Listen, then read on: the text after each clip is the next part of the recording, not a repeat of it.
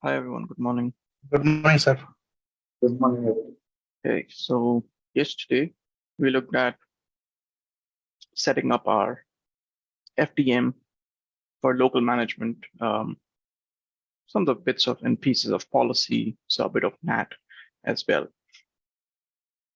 Okay, so today what we're going to do is we are going to initialize our FMC, which is our centralized management. Okay, and we're going to bring these HQ firewalls. We have two of these here. We're going to just do one for now. This we'll bring in later on when I'll show you high availability. Okay, so today we're going to just initialize this, register it to FMC, and then try and configure it, and then we'll understand the rest of the topology part here. Okay, and then we'll look at the packet flow, and then I'll do both simultaneously. So I'll do the features on the FMC, and then I'll show you the same on the FDM, so that you can see what are the similarities and what are the differences between FMC and FDM, so that you have an idea how the FDM is configured as well. Okay, so it's not too difficult once you understand how it's done on FMC. It's pretty easy to do it on the FDM side, but still worth it to just have a look at it and see. Okay, so and if you're doing the labs for this, anytime you power on the devices, give them some time. Okay, give them for FMC, maybe give it half an hour to 40 minutes to build all the databases and everything. Okay, so be a little bit patient. Same thing with FTD. So at some point in time, it might appear that the installation has stopped or has freezed, but it's still going. Okay, so just give it half an hour to 40 minutes once you power on the devices for them to properly boot up. Okay, and once it boots up, you would see this login here. This is for the FMC. Okay, and for all the devices, all the Firepower devices, they all have a default IP address of 192.168.45.45, be it FMC or FTD. Okay, credentials are the same. Okay, lowercase admin and then uppercase admin 123. Okay, and this here, when you're running it virtually, you're going to get this error. Okay, because this is obviously running virtually, and there's a script during installation and boot which is basically looking for a flash drive or I think something like an SSD. And since it is virtual, there's no flash, obviously. So that script basically fails, and that's what you get the error here. Okay, you can ignore this; it's perfectly fine. So this now is your management center. Okay, it's running 720. And what we'll do for this is we'll configure this with an IP address 192.168.1.200.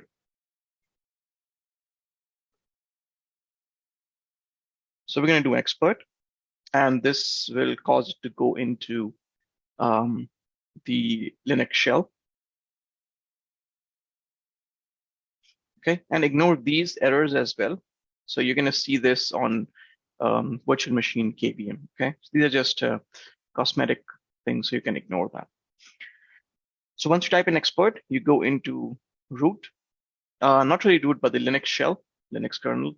Okay, and from here, you're going to run sudo configure network. Okay, and you're going to give that same password with which we logged in. And this here, this is basically just running a script, which will help us configure the network or the networking settings. Okay, so you want to configure IPv4, and I want to configure it with 192.168.200. The subnet mask is going to be /24. That's fine, and the gateway is going to be 254. Okay, are these settings correct? Yes. It'll ask us whether we want to do IPv6. We don't want to do IPv6. And that's really about it. So that's the only thing that you can configure on the FMC from the CLI. Okay, there are still additional things, just like changing the password, DNS config, host name and everything. You will do that once you will go to the web page to do the initial configuration. Okay, so once this finishes, it will give you a prompt saying that now you can go to HTTPS, whatever the IP address is, to complete the initial configuration. Okay, so we get this. Please go to HTTPS to finish installation. Okay, so the only purpose of running this here is to just provide that IP address. Okay. Exit out of here. And you would hardly ever come back into the CLI for the FMC at least. Okay, everything is done, everything is managed from the web page. Okay, so let's come into our web page. Still have FDM running. That's fine. We are going to come in here to .200. Same thing. We'll be greeted with a self-signed certificate.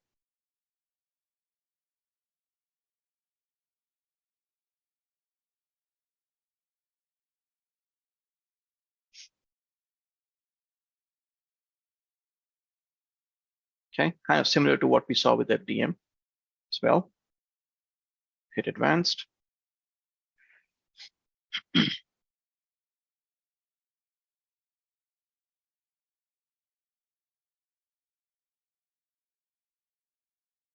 That's my login page for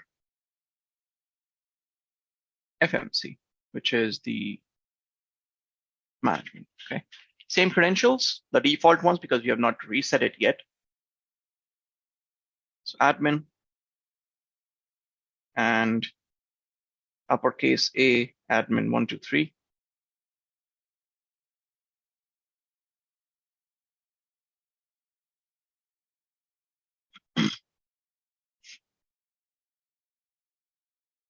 It will have us reset the password first. You can generate a password if you want as well. Okay, which will basically cater to all the requirements that are here. I'm going to configure my own password.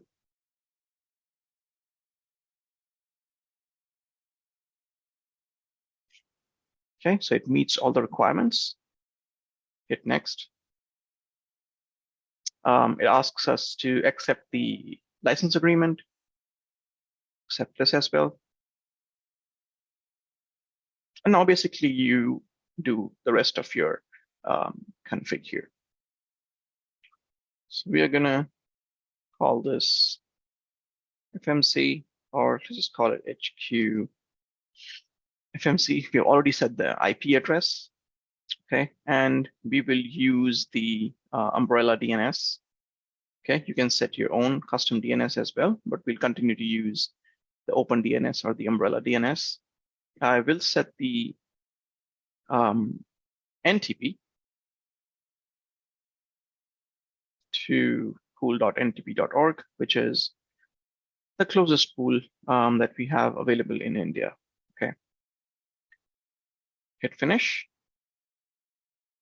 And it will do the initialization. It will configure all of these settings, prepare it for the first login. And it will present us then to the licensing page. Okay. It will have us do the licensing, whether you want to register it to the smart license or we want to enable evaluation. Okay, so let's just give it a couple of moments.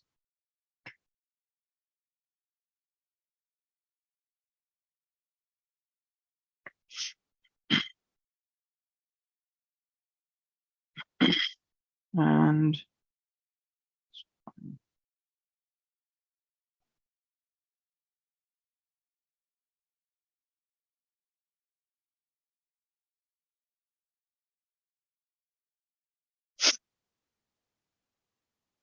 okay, So we come in to configure smart licensing. You can choose to copy and paste the token here, okay? In our case, we're gonna just do the 90-day evaluation. And the same concept applies that we had with FDM as well, okay? Save it.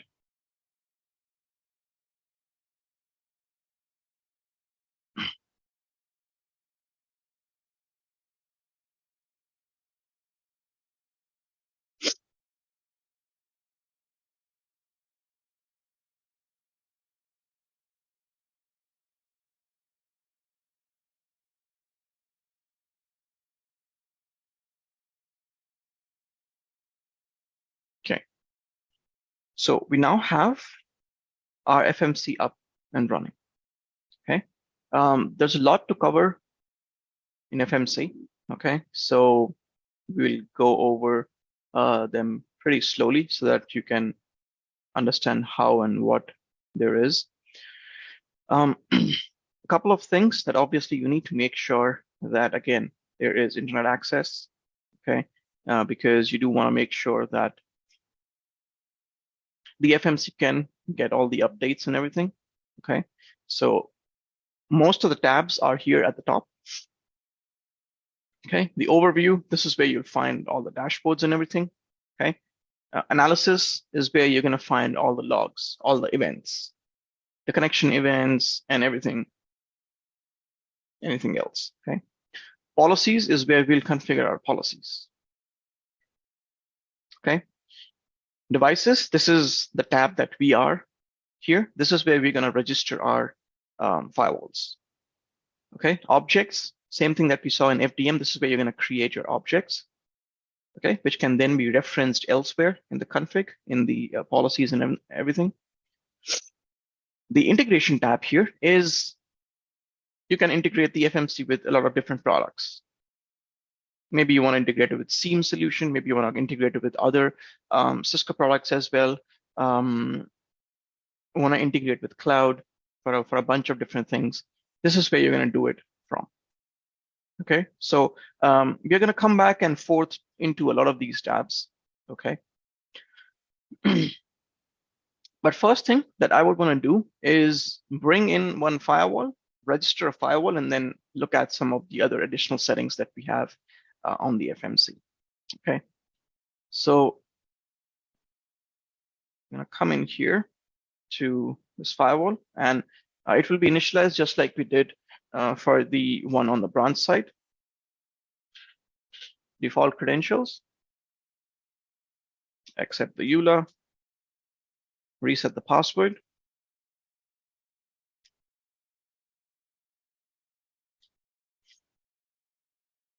and configure our IP addressing manual. And this is going to be in a .160.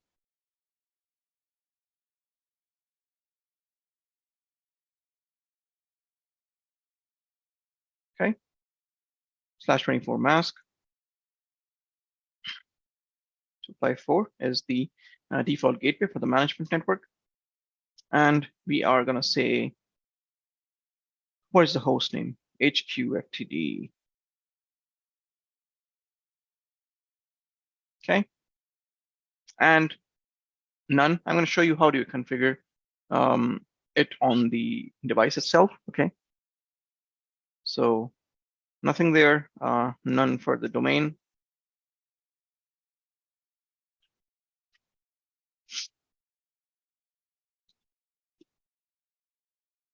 It now asks us whether how we want to manage it.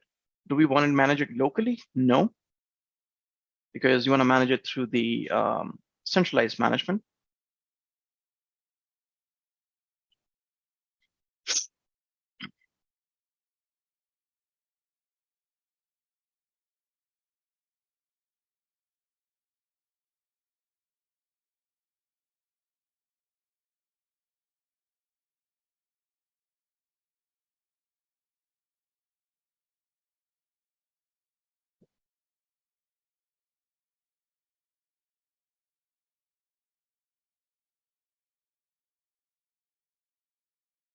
It now asks us to configure the firewall mode.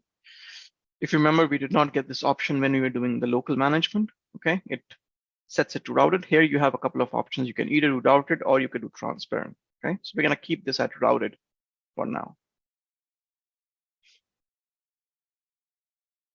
It's default.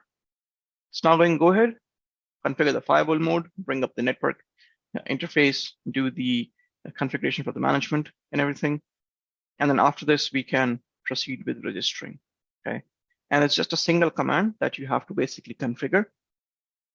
So you have to tell the sensor or the firewall who or where the management is. Okay, so you basically can configure an FQDN for the FMC, or you can configure the IP address. Okay, that's all that you do on the FTD, nothing else.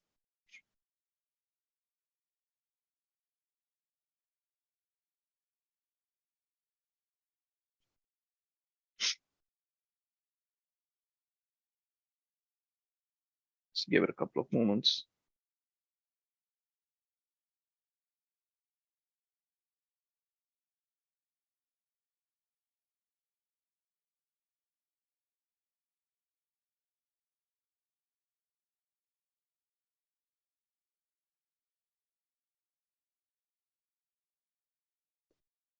Okay,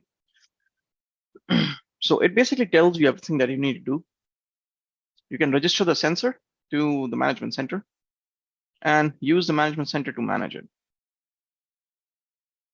Okay, and if you register this sensor to the management center, you disable the on sensor, which is the on box management capabilities. Okay, so it's basically saying you're going to disable FDM. Okay, and it basically gives you the command as well here, which you need to use when you're trying to register it to FMC. Okay, so we're going to configure manager, add the IP address of the management center, and you basically need to configure a registration key. And it can be anything, okay? But it needs to match what you configure here and then what you configure on the FMC. Okay, so I'll just configure Cisco.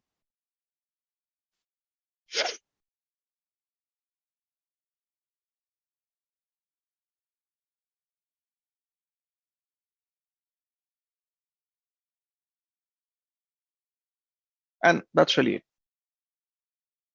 Okay, and it says, please make note of the registration key as this will be required while adding device to the FMC. I can do show manager here.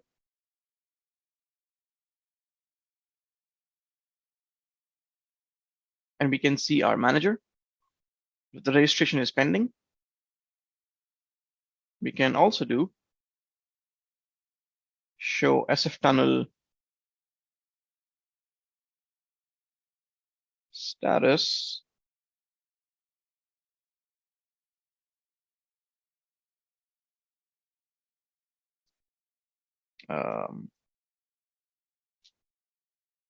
Command show SF tunnel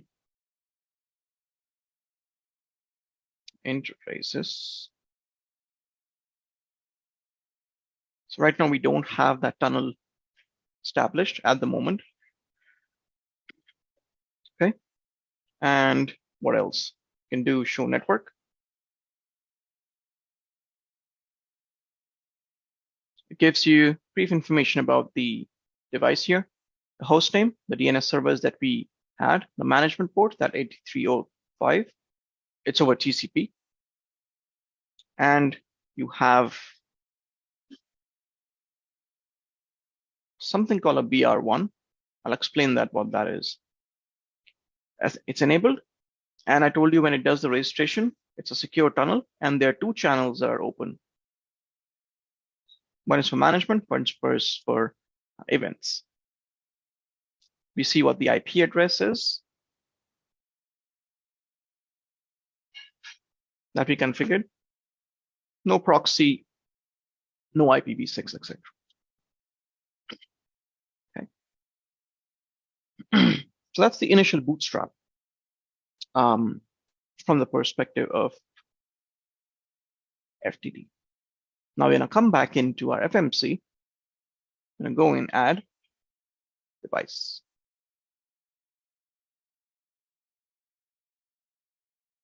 Okay. Let's make sure that we can ping the FMC. So I'm going to do a ping 192.168.1.200. And it basically says no route to that host. If I, however, do ping system 192.168.1.200, we have reachability.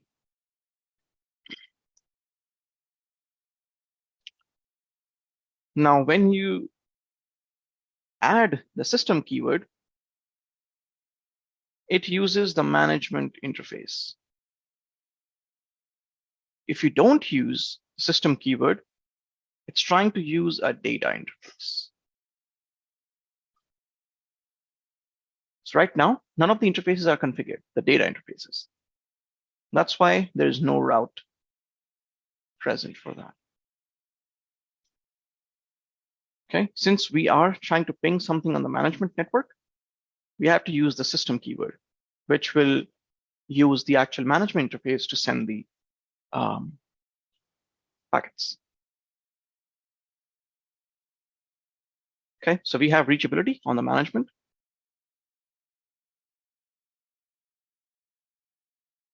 Host, this is going to be 1.160, IP address of the FTD. Say HQ FTD 01, display name. This is the registration key that we configured, Cisco.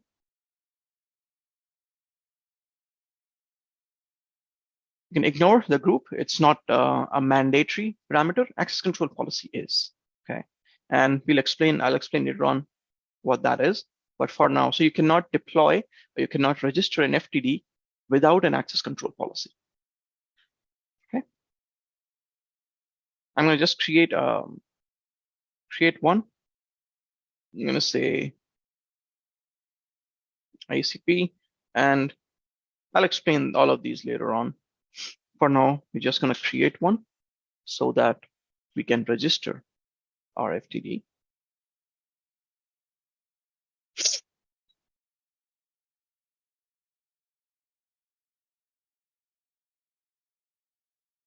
And with FMC, nothing is pre-configured for you.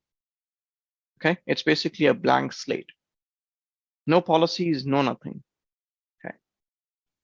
Then we have smart licensing. Obviously, just like we had previously, you had the tiers or the tiering, performance tiering that we saw with FDM. Same principle here. We're going to select P5, and then I'm going to enable licenses. Okay, so you do it on a per firewall basis. Okay, so remember, now you are doing a centralized management. Okay, you can manage multiple firewalls. When we are doing FDM, we are only managing a single firewall. Okay, so I'm going to enable all three of my licenses. Base is perpetual. It will already be present. The rest I need to enable. Okay, and we're going to hit register. So now it's going to go out. It's going to establish that TCP connection. It's going to establish that connection over 8305. Okay, and in the top right-hand corner, you're going to see a lot of notifications that will keep coming on as and when we keep establishing a connection with the FTD. Okay, you can also hit this green icon here, okay, which will open up the task windows or notifications. Okay, so let's go into tasks, and this is where we're going to see what really is happening. Okay, so right now we can see that it has established a secure connection with that FTD. Okay, and we have our device in here. There's still a couple of things that it will still do, and you can see what all it's trying to do. Okay. Another important thing is when you initialize FMC, there are some automated tasks that are running. In production, if you're deploying it, make sure this is completed before you do anything else. Okay, this part here. So make sure, so it takes about 20, 25 minutes for it to get everything completed. Okay, so it's kind of like a good practice to let it do what it's doing. Okay, initialize the FMC properly before you try and configure, register, and do any sort of configurations on the FMC. Okay. For us, we can see that the SF tunnel was established. Okay, it's doing a discovery for the device. And it's going to then push the access control policy that we configured. It is also going to push a health policy to the device. Okay. So while that is doing its thing, can come back in here, and we're going to see a couple of those outputs again to show managers.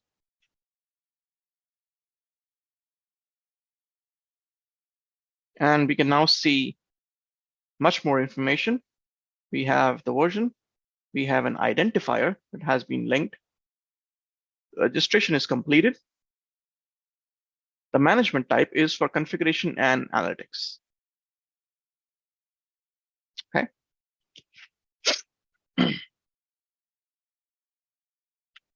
And you can also do show SF tunnel interfaces. Okay, so let completely finish, still processing some of the things.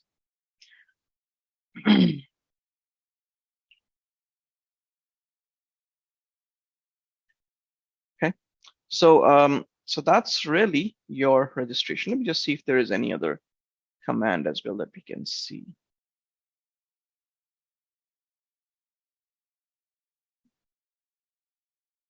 Okay.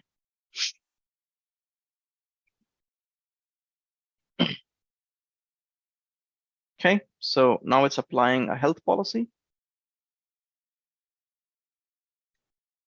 It's doing a snapshot. So it's going to do a couple of other things as well. But if you're going to notice here, we can see that we have our FTD now in the FMC register, and it's ready to be configured. A couple of things that there are here. You can see the host name. We have the FTD running Snort 3, which is the IPS version. Okay, I'll discuss that later on. The management IP and the mode, which is routed. We are running FTD virtual over KVM. 720 is the version. If this would have been a hardware device, you would have also got the information about the chassis. Okay, so right now it's not available. We have licenses. There is access control policy. This is where we're going to see our access control policy that we actually configure, the default one, HQACP. You'll be able to see it. And then from here, you can go in there, you can edit the device, and you can also do a bunch of other things from here. You can delete it. You can take packet captures. You can do a rollback of an upgrade. You can monitor the health of the device, download some troubleshooting files, just like we saw in FDM, if you want to provide it to track and everything. And then you can also do packet tracer, which is like we saw in ASA. It is the way in which you can simulate traffic flowing through the firewall. Okay, so this is on a per firewall basis now. Okay, so if you come back in here, still doing a couple of things. So it can take about 5 minutes or so for the registration to complete. And then it's still running these automated tasks. Okay, so we'll have it complete this before we're going to go in and do any more configurations. Okay. And one thing that I would do is I'll change the theme to be a little bit more dark. Okay, because again, it's too much on the eyes, all white. And we're going to also set our time and everything. Okay, So if you're going to come in here, you can change this to light dust or the classic. So this used to be during the 6.4, 6.23 time period. Okay, this was the very classical look that it initially had, the FMC. Okay, so if someone likes that, you can use it. Okay, and I've just loaded it.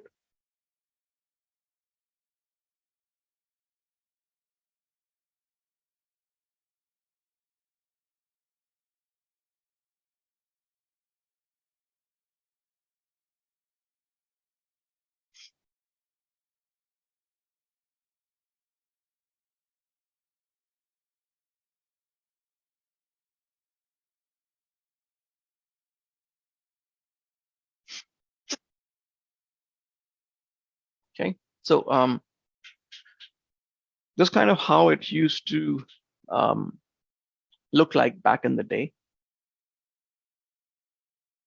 Okay, so a very classic look that it used to have.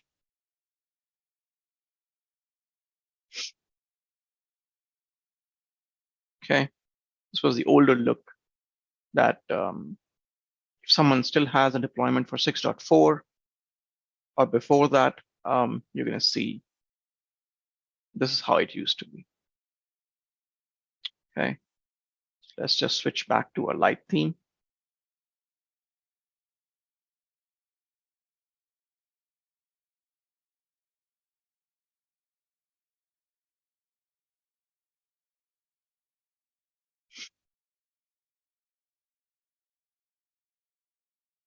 And we'll switch to our dark theme.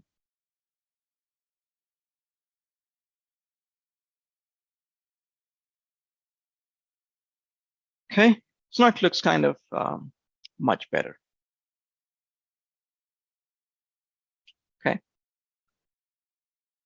now, first things first, we are going to first look at the licenses. So a lot of settings related to the FMC, they are under here. Okay, you see this gear icon. Okay, under here you have a bunch of different things. One of them is the licenses. Okay, so there are two options here, classic and smart. So first, let me show the classic. So these classic licenses, they are meant for legacy devices, the older generation of devices. Okay, the older SourceFire firepower devices, they are for that. The newer generation devices, so the older generation is, if you remember, we used to write them like this. Okay, these are legacy devices. The newer devices, they're written something like this, which are these FTDs. Okay, and FTDs can only do smart. Okay, so we still support some of the legacy devices. They are still in support. Okay, they're not gone out of support. So we still support them. And if a customer or if a customer environment uses both the legacy and the newer generation of devices, then they would be using both legacy and smart licenses. Okay. For the newer generation, you only have smart.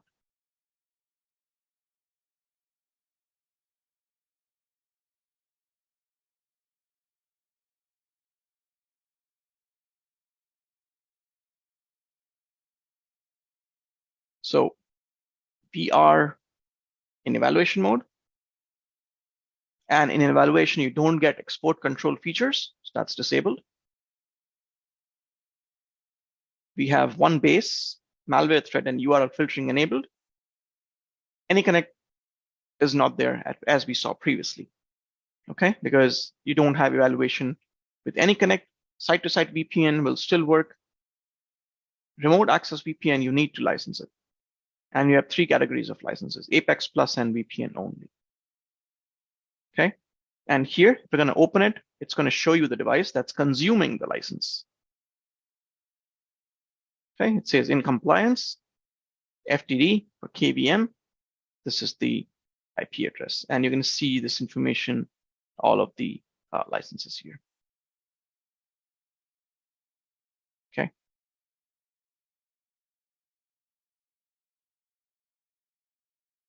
Right.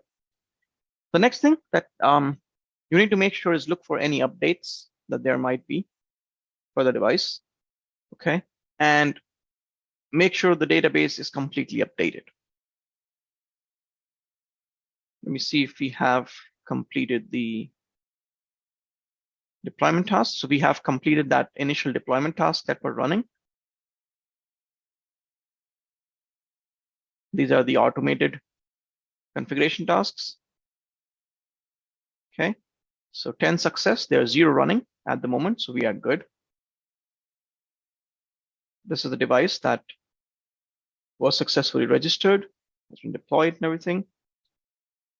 Now we're going to come into settings and we're going to go into updates.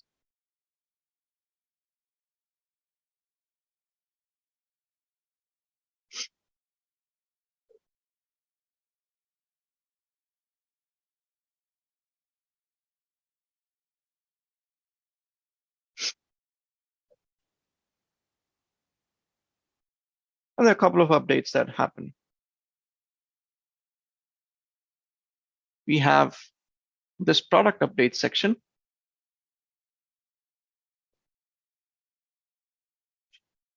This is where you can get patches.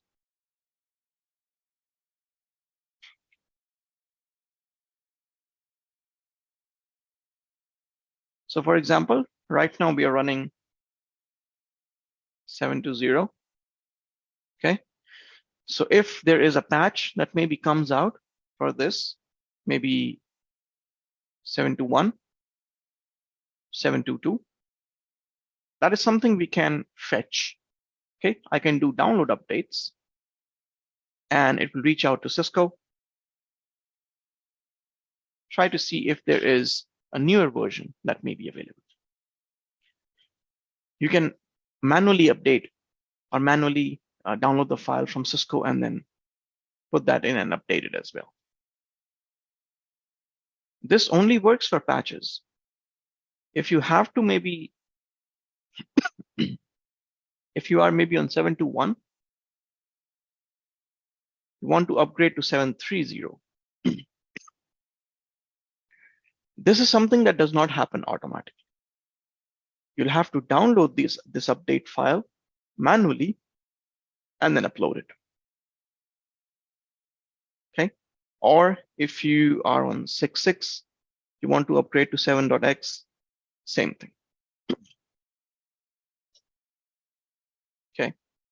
And obviously, there needs to be internet access for the FMC or from the FMC to be able to reach out to Cisco and download the updates. Okay, so I'll just click on this.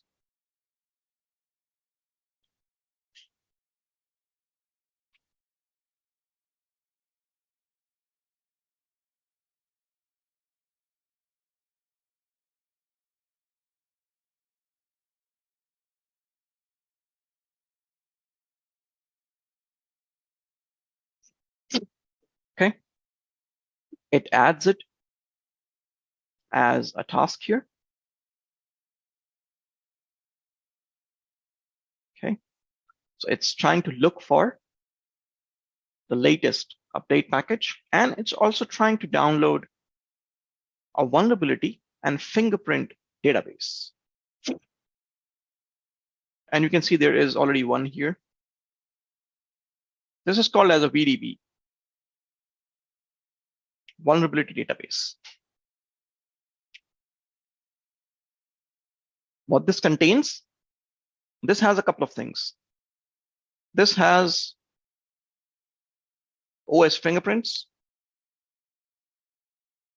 OS application fingerprints or signatures, which basically means it's through this database that the devices can figure out whether the client who's trying to access the network, whether he is Windows 10, is Windows 7, what application it's running, maybe it's running Chrome versus Firefox,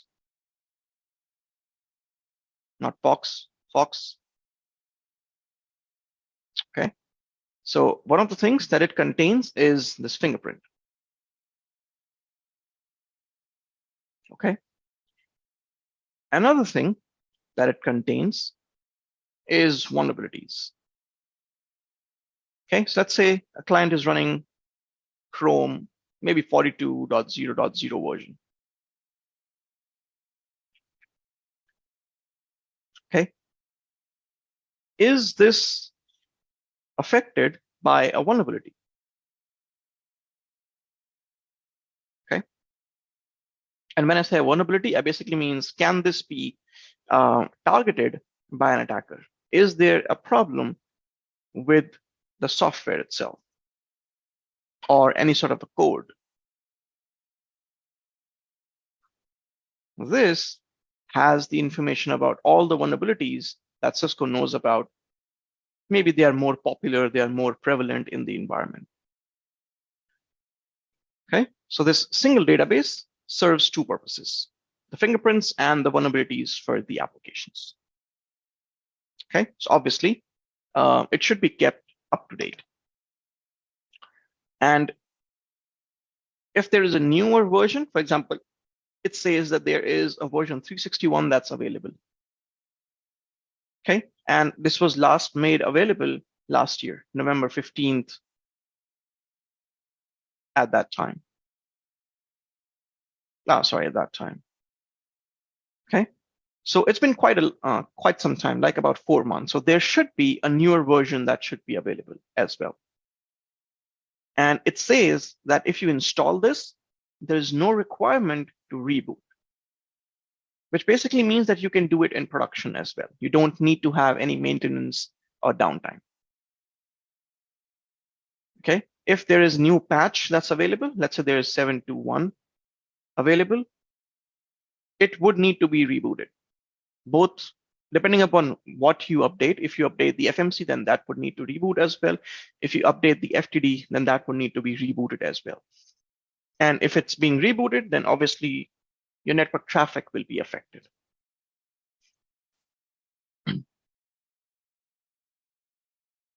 Okay, so here are a couple of things that you do from here. Next is this section here for readiness. So whenever you try to do a patch update, you can run a readiness check. And readiness check is basically the device checking to see if it can upgrade without any problems. Okay, so it goes ahead and looks at the configuration, looks at the database if everything is good. Okay, if the readiness check passes, it basically means that the chances of the upgrade failing on the device is pretty low. Okay, I won't really say that it won't 100% fail. It can still fail, but the chances are pretty low. Okay, so that's the usefulness of the readiness check. Okay, at the top here, you can see currently we are running a 7.2.0 software version, which is basically a base version, right? There is no patch that has been installed. And the VDB that currently is installed is 353. Okay, that's build 353. Okay, and there is a newer version that's available for install, which is 361. So I can come in here and I can do an install. Or if you want, I can delete it as well. Okay.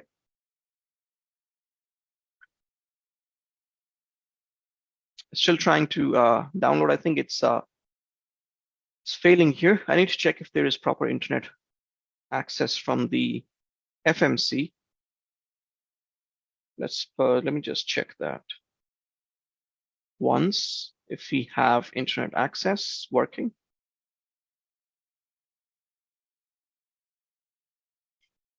We should, but we'll just check that out. I think from expert.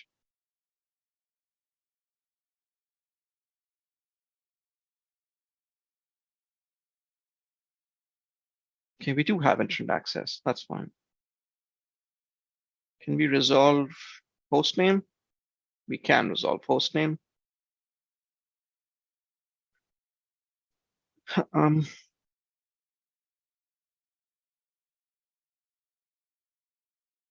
Okay, so internet access is working, and this is testing it from the management interface. Okay, so we are good. That's one of the update section that there is. Okay, the other one is this rule updates.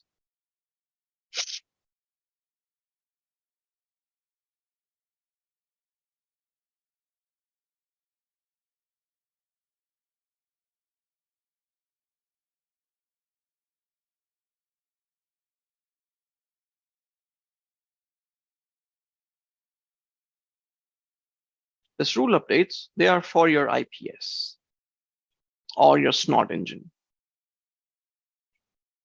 Okay, I did mention initially that the SNOT engine is a signature-based engine. Okay, it matches the traffic against its database, against signatures. This is where it gets those signatures from. This is where it manages those signatures. And you can see that there are two versions here. There is a SNOT rule update. It's known as SRU. And there's lightweight security package. It's called as LSP. This is for SNOT version 2. This is for SNOT version 3. Okay. So in the earlier days or before 7, SNOT was based on version 2, which was the older version. Okay. After 7.x, Cisco rewrote the engine completely in C++. It redesigned it, added better performance and everything. And that's when they called it SNOT version 3. So that's a newer version. When I showed you the new FTD that was, when I showed you the new FTD, which installed, we saw it's running SNOT 3. That's the default. Any firepower device which runs 7.x and above, it will by default run SNOT version 3. You can change it to SNOT version 2 as well. Okay, and I'll show it to you, and we'll change that to SNOT version 2, because when we look at the IPS policies and everything, rules, we are going to see the difference between version 2 and version 3. Okay, so FMC right now, it supports both, because the 7.2 FMC can manage 6.x sensors as well as 7.x sensors. So we are currently doing 7.x sensors. So in order to have that backward compatibility, because these can only run version 2, these can run version 2 or 3. Okay. So in order to have that backwards compatibility, right now, both version 2 and version 3 are supported. So that's why you're going to see both of them downloaded at the same time. And it's very important to keep this updated. Again, these updates coming from Cisco, and these updates, they happen maybe a couple of times a week. And you have to make sure that your IPS engine is kept up to date, because there are new threats, there are new attacks that are being invented that are coming out on the internet. Cisco is doing all the research and everything, creating these signatures and pushing it out to all of the devices, all of their devices throughout the world. Okay, so it's very important to keep these updated properly. Okay, that's why you have an option to set a recurring rule update. Okay, so I typically like to have it set to somewhere on the weekend, because these will be downloaded by the FMC, and then they will be installed onto the sensors. And when these updates are installed, the SNOT engine will go through a restart. If there is traffic flowing through it, if it's in production, then it will cause traffic drops. Okay, so that's why it's recommended, or I kind of like to do it once every weekend.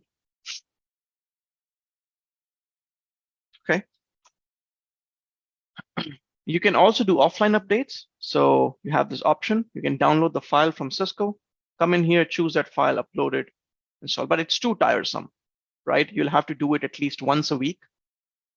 Okay. Right now, the FMC was able to download a latest version. So if you're going to come in here, was able to download this LSP. This is the newer version. Okay. How do I know it? It basically says 2023, 02, that's February, and 15th, which basically means an update came 4 days back. Okay, and it was able to install it. You don't see it because we'll have to change the page here and then come back or refresh the page. Then it will show up as loaded in there. Okay, now it is the updated version.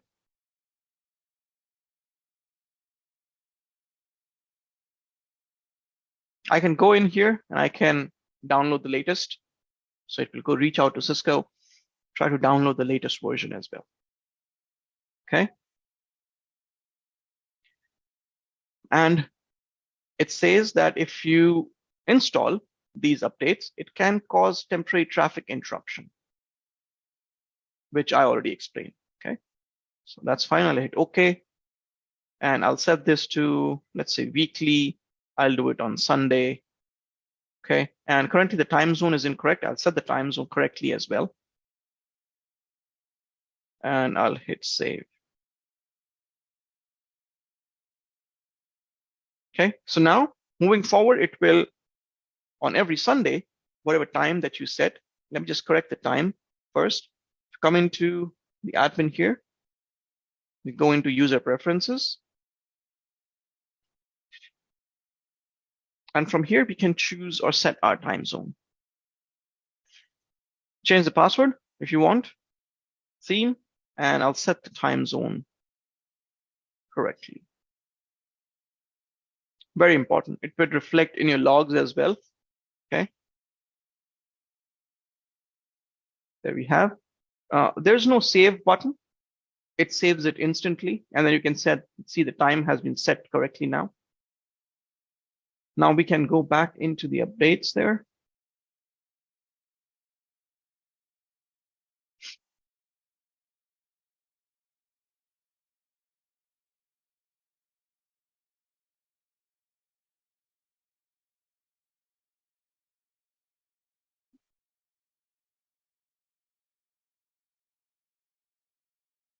Okay, now we can see the correct time.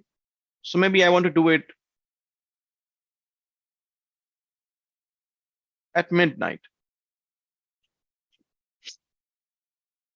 Okay, so this will basically happen tonight at 12.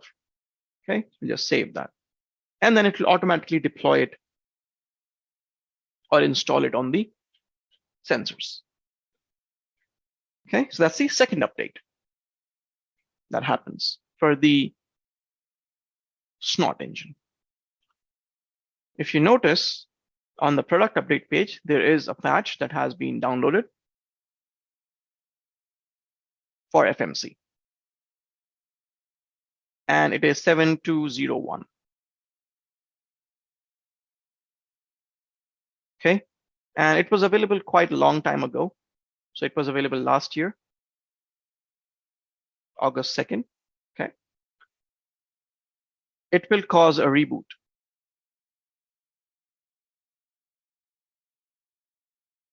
Okay, so we're not going to install it. I'll maybe install it after the class just to have the devices patched properly. Okay, right now, otherwise, it will take a lot of time for it to go through. The last thing here, or another update here, is your geolocation.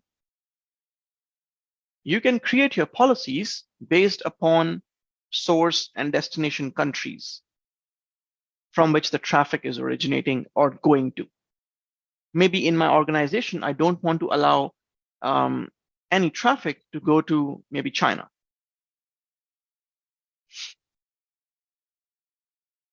I can create geolocation policies.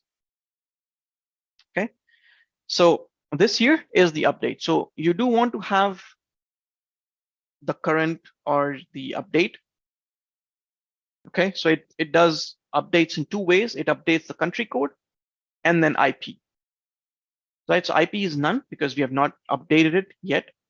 So what I can do is I can come in here, do an import. So what we'll do is we'll download and install the geolocation update from the support site automatically. Okay, so it basically aligns the IP addresses with the country of origin or destination country.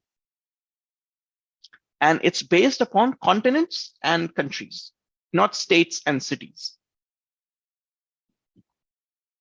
Okay, so you can block something to and from, let's say, China, but you cannot say that, hey, within China, I only want to not allow Beijing or don't want to allow Shanghai. So you cannot do based upon cities or states. You can either block it based on the complete continent, okay? No traffic to maybe Africa, maybe Asia, maybe North America, South America, whatever.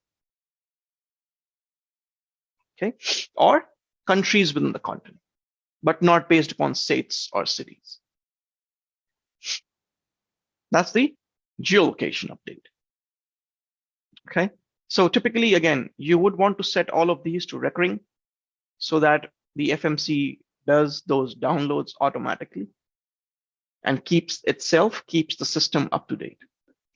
Okay, so it's essentially quite important for the FMC to have internet access because there are lots of these updates that are being downloaded. Okay. Now the updates, they are always downloaded by the FMC.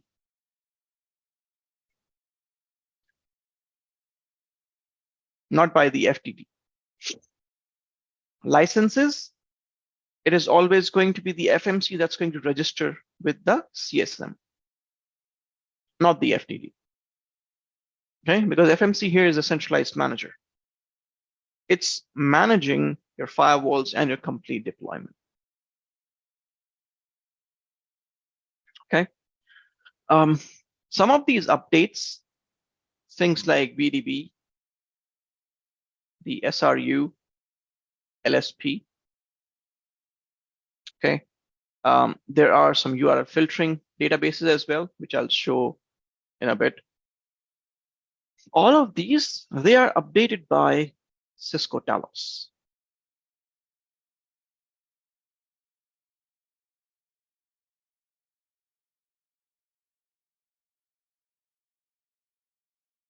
And what is Cisco Talos? Cisco Talos is basically Cisco's security research team. They are the ones who is researching about what is happening on the internet. What are the different threats, different attacks, different vulnerabilities, which IP addresses, domains are causing a problem, hosting malware, et cetera, et cetera. They are doing all the research and they're creating all of these databases.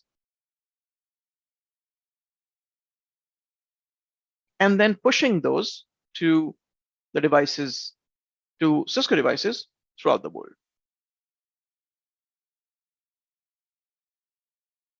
Okay, and I did show you Cisco Talos website, and we'll go to it once again. Okay, so that's Cisco team who's doing the work. Okay, helping you to keep a very efficient system, because without these updates, your firewalls cannot help. They won't be able to protect you against anything. They need to have all of these databases. They have to have all of the knowledge about all of these attackers, these attacks. What does a virus look like? What does a malware look like? So that they can compare that to the traffic that is flowing through them. If they don't have anything to compare against, they don't really know what a virus looks like or what a bad traffic, malicious traffic looks like. Okay, so that's why it's very important to keep these updates. Okay. While this is still happening, let's go into FDM. And you will have all of these updates in there as well.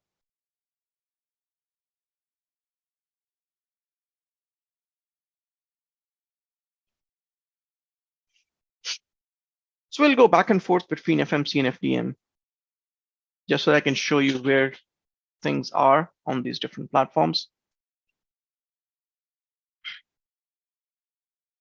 And we'll come back to the Talos in a bit.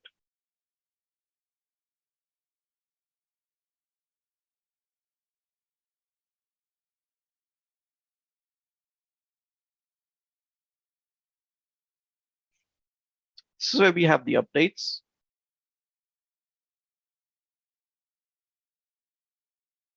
Geolocation. It was last updated yesterday. There's the VDB. Again, it was updated yesterday. This is the intrusion rule. This is the SNOT, the inspection engine. It was updated yesterday as well. And then system upgrade. This is the actual version. Okay. There is also something that's called as security intelligence. I'll talk about that later on. Okay, and you can click on all of these to update them instantly, or you can set up a recurring update. Okay, so it's the same thing on the FDM side, right?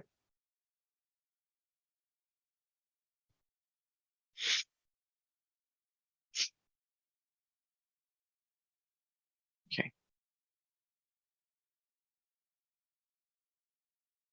So right now, let's just see. It's downloading some of these packages.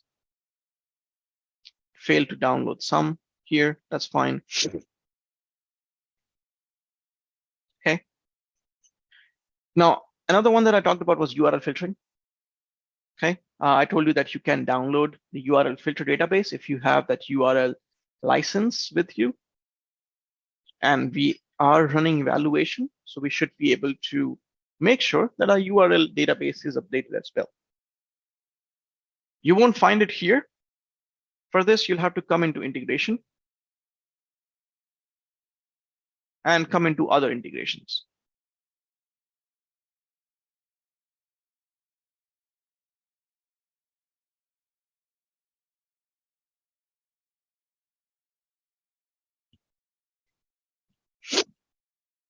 The first tab here is cloud services, and the first option that you see here is URL filtering. Okay, and it was last updated today, maybe about 1 hour ago, half an hour ago. Okay, that's the URL filtering database. We also have the AMP database here, the malware protection. Okay, and we'll discuss why this is required. Okay, there's some of the ones here at the bottom which are kind of disabled, and I won't talk about it. It'll be too complex to discuss SecureX. Okay, so ignore that. And you can also, if you bought Cisco Umbrella licensing as well, you can connect your FMC to Cisco Umbrella as well. Okay. There's some things at the top here. I'll only talk about a couple of them. You can integrate things like Active Directory with FMC to make use of the user database that you have.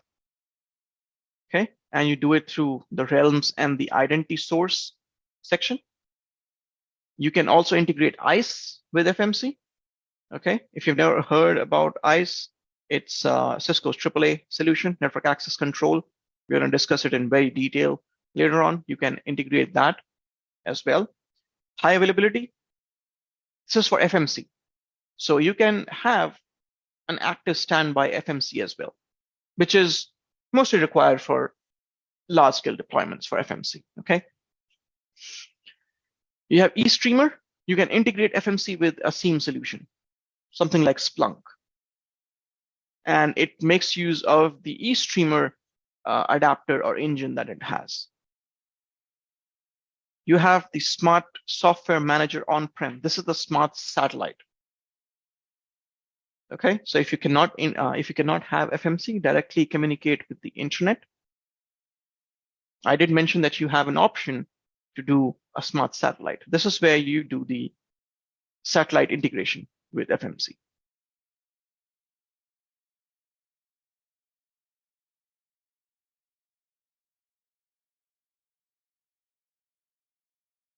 Okay, so by default, it's set to connect directly to the CSSM, which is the internet cloud. If you can't do that, you can connect to satellite.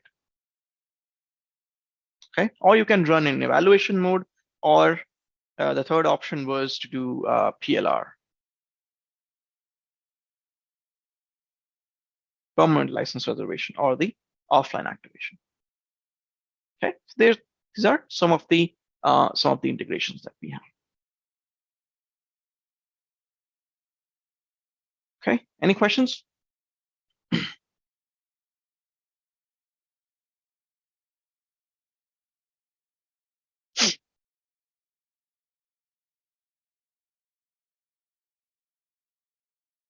Okay.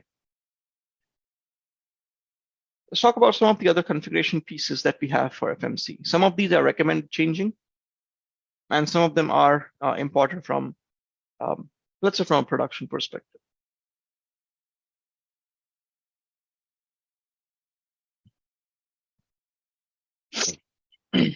Lots of different options here, and these globally affect FMC management. You have lots of different, details here. The host name, what's the product name. You would see serial number if this would have been on a chassis or an appliance. Software version, FXOS is the actual operating system. This is the FXOS version that's running. IP address, there's no IPv6. Health policy, we'll talk about it. And then the model number. Okay, so a couple of things that I kind of recommend is, first thing is this access list.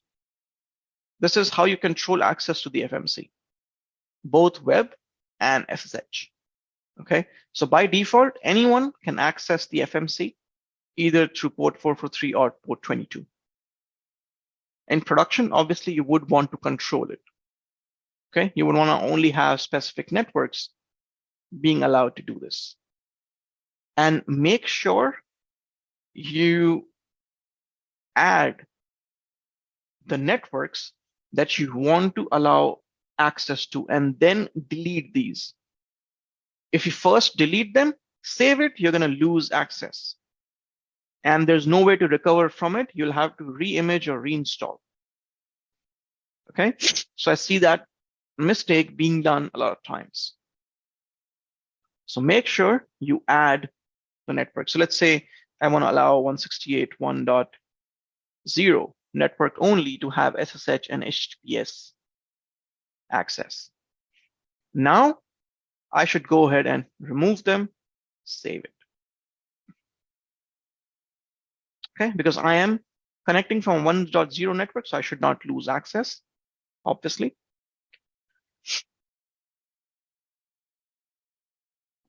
Okay, but if you remove that, and if you're not on the network, you're going to lose connection. And again, no way to recover from it.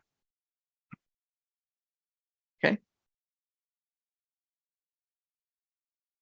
And the important thing here is this change reconciliation. I always like to have this enabled in production. This is basically you sending a complete summary of the FMC, how many devices there are, what are those devices, what are the configuration, what are the policies configured for, etc., through email. Okay, a PDF file goes through an email to whatever you have set to. Maybe your NOC or SOC team mailer, okay, maybe your admin, maybe anyone else. Okay, so it kind of helps you to keep a summary of what is really present on your device. And it kind of happens on a daily basis. You can set when do you want to do it daily, and then you enable it. And then it's emails, obviously you have to set a relay. an email relay. You do it from here, email notification. Okay, so you have to set up an SMTP relay to which the FMC is going to connect over port 25, send the email. It's going to get delivered to whoever the email is going to be sent. Okay, so this is a very useful thing here. Okay, the email notification here, this is where you set the SMTP relay from.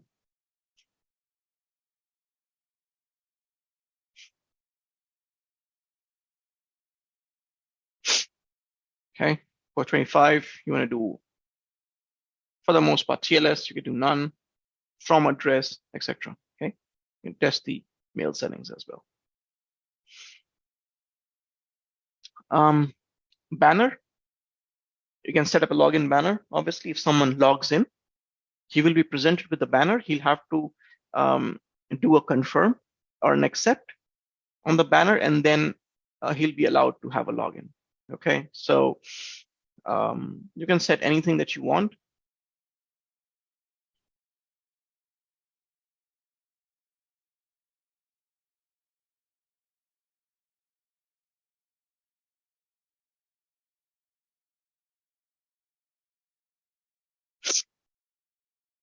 Okay, save it.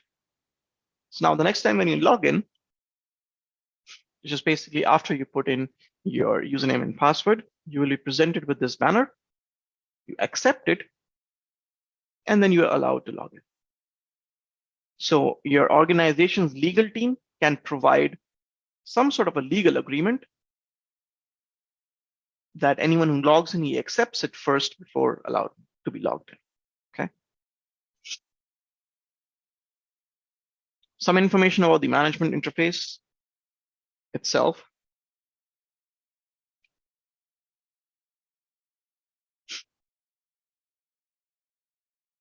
E0, it's IP address, 2 channels, management and event. There's a default route. Some more details about it. If the FMC connects to a proxy, you enable the proxy here. Okay, configure the domain. You can configure up to 3 DNS servers. That's a remote management port, 8305. No reason to change any of these. Okay. You can also come into the web page and do a restart reboot for the FMC itself. Obviously, you can do it from the CLI, but you can do it from the web page. It's under process. So you have an option to shut down, reboot, or restart. Okay. Difference between reboot and restart, it just restarts the processes. Okay. A reboot is kind of a complete power cycle. It's a cold boot. Okay. So in my opinion, anytime you have to, if something is not working properly and if someone tells you to reboot or restart, just reboot it. Okay. Restart will 99% of times it does not fix anything. Okay. So it's kind of like a refresh of the processes only. Okay. So always do a reboot. You API can use the API as well. It's enabled by default.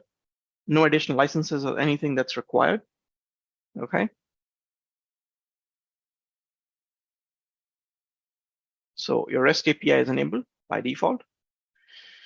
You can enable remote storage for things like your backups, your reports, and everything. Okay, so you can integrate FMC with an external storage. Okay, so by default, it's set to local, but you can use NFS, SMB, SH to send maybe reports, backups to a remote storage as well. Okay, you can set up SNMP traps. Okay, which basically triggers and sends things to your SNMP server.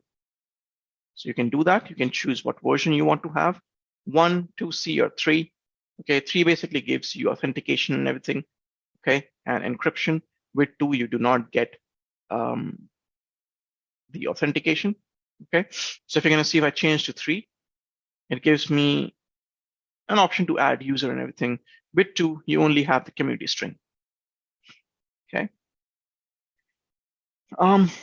Session timeout. How long will the session remain idle before it will time out and log out? It will really depend on your deployment. Okay. For some deployments, 60 might be too much. That's for browser, web page, and for CLI. 0 basically means it will never expire. Okay, so it's a good idea to set it maybe to, let's say, 15 minutes, or maybe let's say 10 minutes, and have this come down to 15 minutes as well. Again, it really depends on your production, okay, on your policies, what sort of policy you have. Okay, so don't configure the same values in your production. Okay. Next is the time configuration, very important. Okay, make sure your FMC, your management center, and your sensors are synced via NTP to an NTP server. Okay, so if I come into time synchronization here,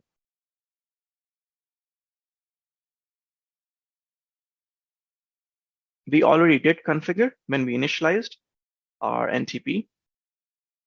Okay, set my clock via NTP, that's for FMC. And then it's also set to serve time via NTP. So right now, FMC is configured to act as a client, NTP client, and act as a server. So this is not recommended. Okay, so a lot of times what people do is they integrate the FMC with an NTP for time, and then they try to integrate or sync the time on the sensors to the FMC. That's not the correct way of doing it. So FMC should never serve time. Okay, both your FMC and FTD should sync to an internal NTP server. Okay, so save this. And we'll set all of these on the FTD. I'll show you how to do on the device. Right now, we are doing these settings only from the perspective of the FMC. Okay, these settings are only affecting FMC.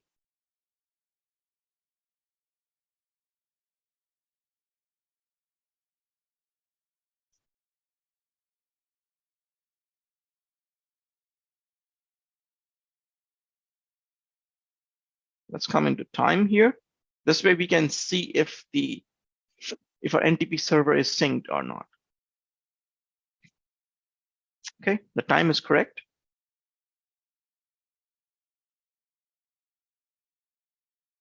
And we are learning that time via NTP. Okay, that's good. Okay, so these are some of the main ones, probably some of the important ones that you really would want to care about. There are others as well, but nothing really that you really have to go out of the way for now. Okay. A couple of other things that we have here. Obviously, you have users. So right now we are logged in as an admin. You can set different roles, different permissions. You can configure different users. Okay. So right now, this is the admin, which we are logged in as. It's acting as an administrator, or it's a super admin. It's being authenticated internally. You can set up external authentication as well through something like Radius, TACACS, Active Directory, etc. Okay, so you have an option to do external authentication as well. Okay, again, a lot of organizations have Active Directory, right? And you have domain admins there. You can integrate Active Directory. Okay, add the external authentication object. And you have an option to do LDAP or Radius.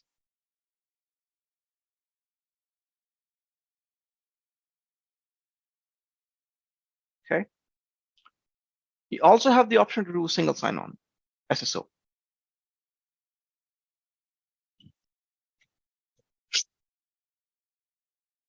Okay, so you can enable this, and then you can configure your SSO. Okay, you can use Okta, one login, Azure, Ping ID, others. Okay, you can use something like Duo, Cisco Duo as well. Okay, this is where you set your user roles, which are just permissions. Okay, there are a lot of default ones as well. Then you can create your own ones. Okay, so access admin, administrator, discovery. There are some read-only groups here. Maintenance user, intrusion admin, etc., etc.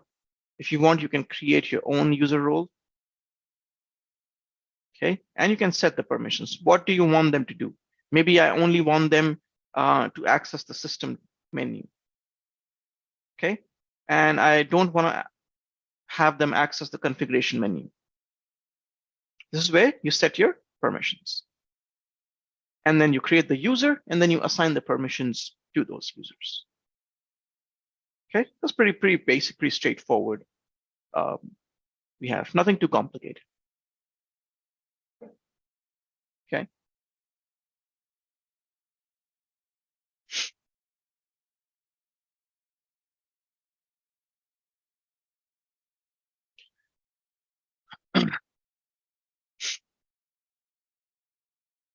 Now here, you can do monitoring on the FMC. You can see audit logs. So whatever I have been doing, whatever pages I have been navigating to, everything will be noted down in the audit log. Okay. So for example, admin, I went into system users. I went into system user role. Okay. I also went into single sign-on. I went into external object and clicked on create external authentication object. Okay. And it gives you, I was page view from where I was logging in, connecting to, my username, the time, and everything. Okay. So this can help you do audits. So if something goes wrong, someone made some configuration change, you want to see who made those configuration changes. You can come in here and check the audit log. Okay, so that's why in production, you typically want to give every user their own unique credentials to log in, so that if you have to do any audit, you can quickly check the audit log and see which user logged in and who made what changes. So any page that you navigate to, it will be noted down in the audit logs.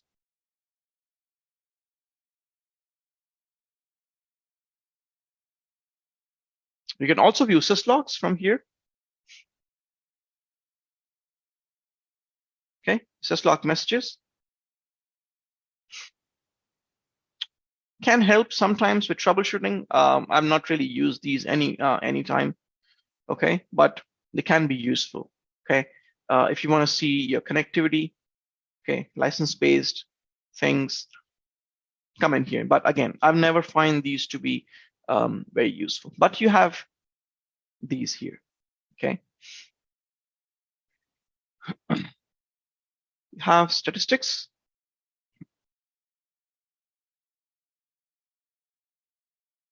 Again, from the perspective of FMC. Okay, so you can view it for FMC. You can also view it for FTD. How much total memory is being consumed? What's the uptime? What's the load average? Disk usage? How many processes are running? Okay, CPU usage, etc., etc. Okay, so you can view for FMC, you can view it for FTD as well.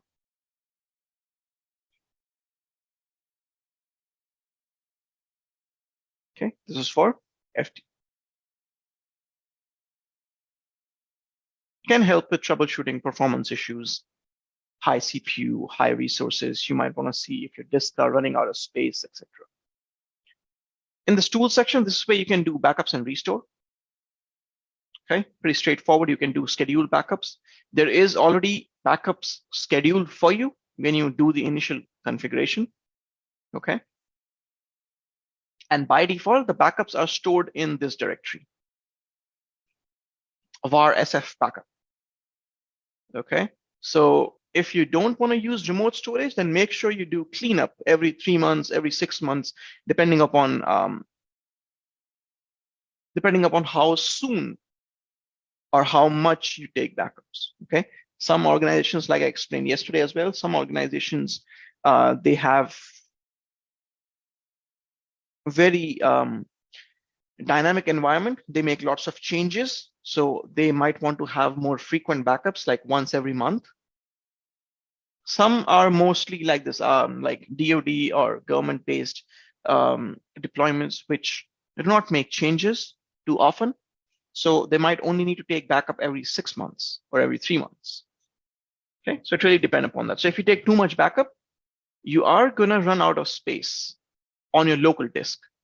And your logs are saved to your local disk, your reports are saved here, your backups will be saved here as well.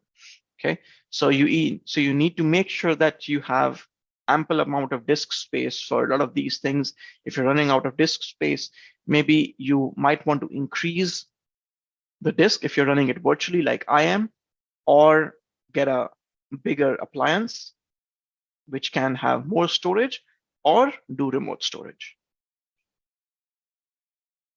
Okay, so from here you can take backups, you can restore, download the backups and everything.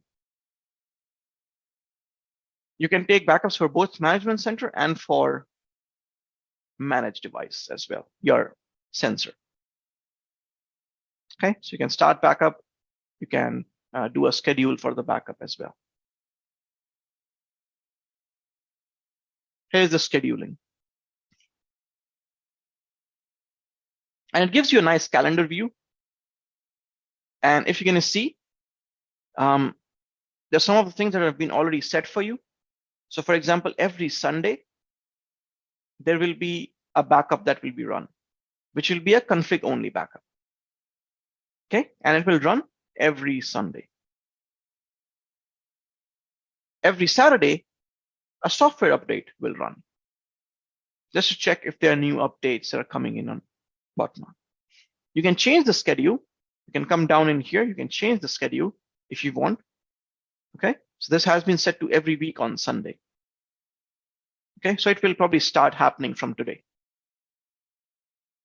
Okay, and you can see when was this last run. So it has not been run yet because today is when we initialized the FMC first time. Okay, and you can see the, so this is for February. You can see the schedule for March. If you do next.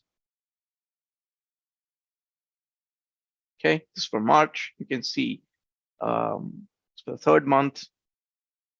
Okay, if you want, you can add a new task as well. Okay, so this is where you get your scheduling.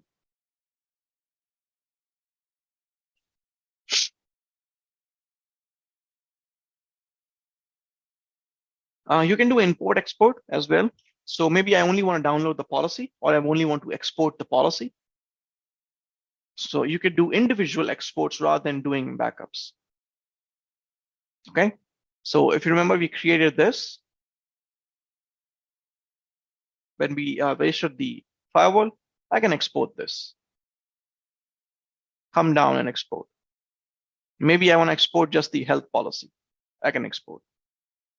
And then import them as well. Okay, so rather than doing a complete backup and a restore, I could do individual policies, dashboards, etc. Report templates as well. Okay, that's what the export and import section is for. Data purge. If you're running out of space, you might want to delete some unwanted stuff. Okay, maybe you want to delete all the connection events. No reason for you to do it, but there can be situations where this might help to improve performance of your device. Okay, so you can purge the data or delete the data.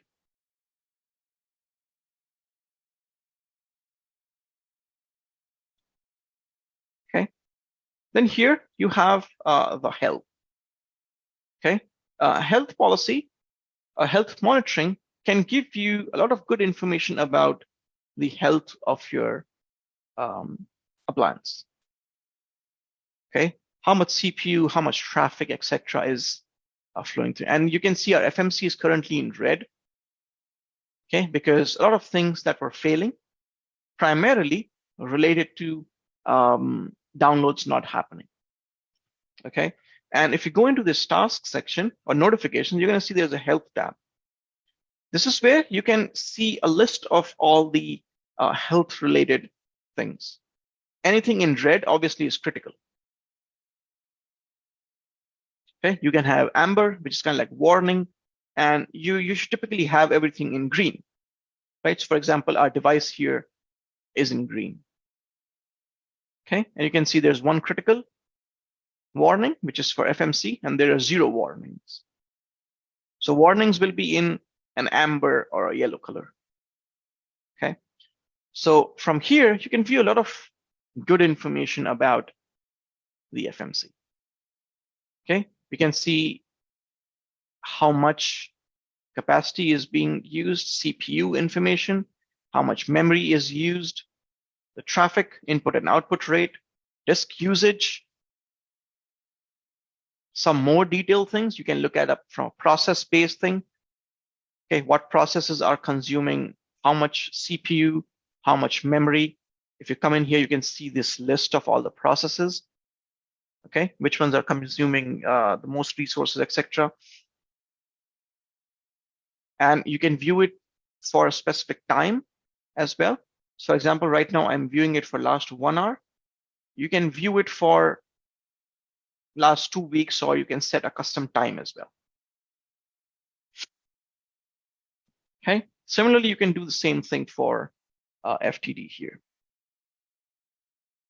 Okay. So FTD has a lot of these processes. It has snot process. It has got manager process, data plane, AMP, SF tunnel, right? So you can, so everything is in green right now. Okay. So individually, you can see all of the processes here. How much CPU are they consuming? How much memory are they consuming? Which ones are running? Which ones are in waiting state? Okay.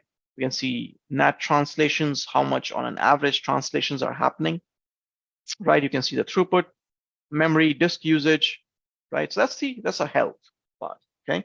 So you can view a lot of good information. So right now we have not set up the FTD. We have not set up the interfaces, no IP addresses, there's no traffic flowing through it, okay? So we don't really know, or we don't really have a lot of this here, okay? That's the monitoring section or monitoring part. You also have policy. And policies really define what is being monitored.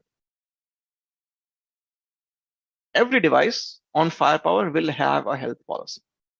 It's a compulsion. Okay. That's why you have an initial health policy, which has got a lot of different engines and monitoring enabled. And depending upon your deployment, you might want to have more enabled or disabled. Okay. So what I'll probably do with this is I'm going to create a new one.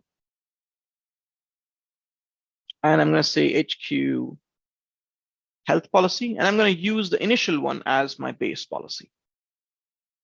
Okay, so every time you create a policy, you have to use another policy, which will be used to copy or make a copy of the new policy, and then you can make the changes. Okay, so I'll save it, and then it will open up my new policy. So we have created this policy, which is a copy of this. And then we're going to make the changes to this policy rather than making the changes to the default policy.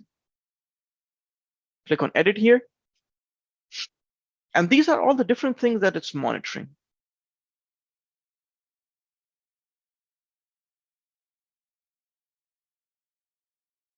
Different processes, hardware information, high availability, etc., time sync, VPN, etc., etc. Now, depending upon your production, so let's say I am running this virtually. So for me, I don't really need to care about power supply or hardware alarms or platform faults or chassis temperature.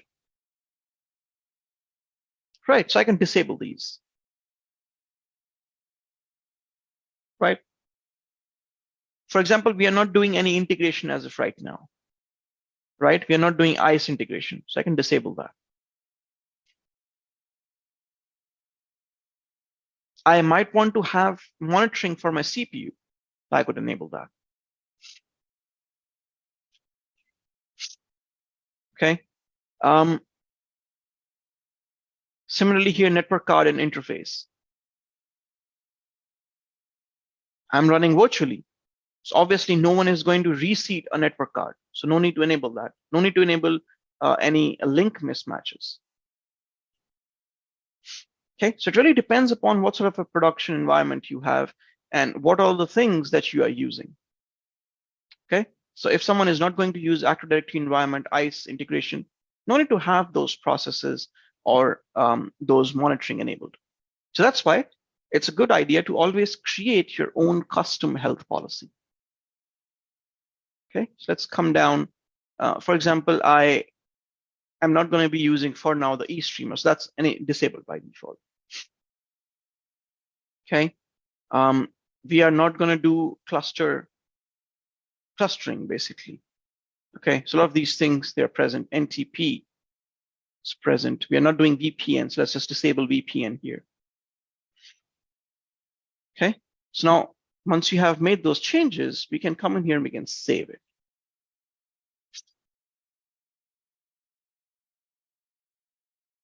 Right now, this policy, it's not being used anywhere. So you can see this policy assignment, it's 0.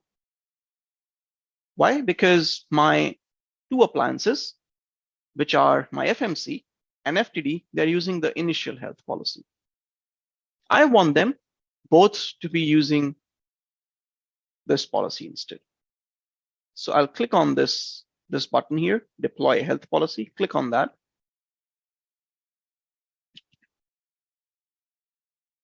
I'll select both of them, hit apply. Okay, so now this HQHP is now being applied to the HQFMC appliance. Okay, and it's pretty quick. It does not take a lot of time to apply this. Okay.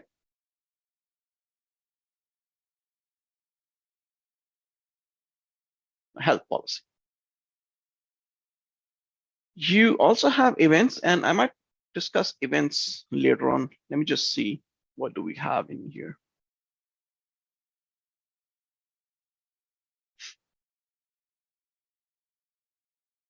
So these are all the events that you would get from the health perspective. Okay. So for example, right now we have a critical error here for security intelligence.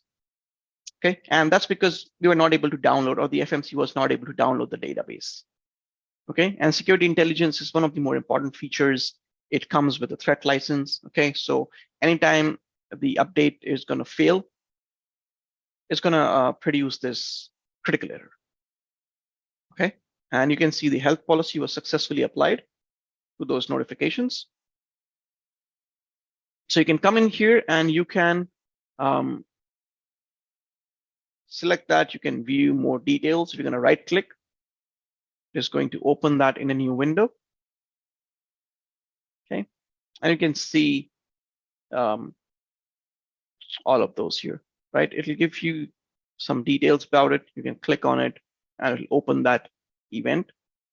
You can see the time and everything, which device is producing it. Okay, it's the FMC that's producing that error or that event. You can come in here, you can select these and you can delete them as well.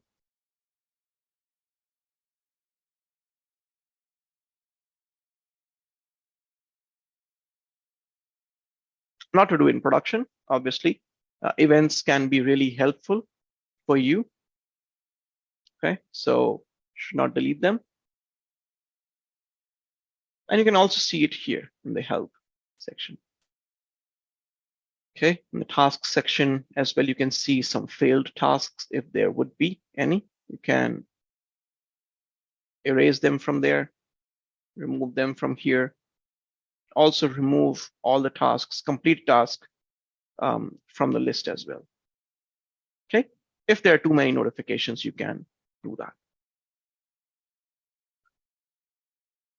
right? So that's your health, basically.